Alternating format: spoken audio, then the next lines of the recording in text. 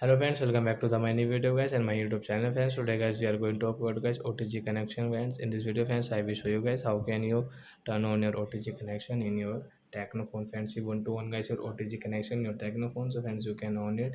And guys now let's see how to on OTG connection in a Tecno phone. In this video friends I am going to show you. So before starting video friends I want to tell you guys, if you're new in my channel, so friends first of all go and subscribe my channel and click the bell icon. So guys now let's see how to on OTG connection. And guys why do we use guys OTG connection? So let's click on guys this more connection setting friends in your Tecno phone.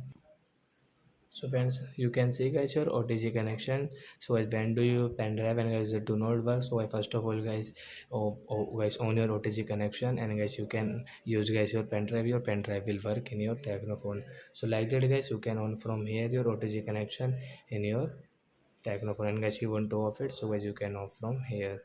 So you can see guys not connected with the OTG cable for 10 minutes, then and it will turn off automatically.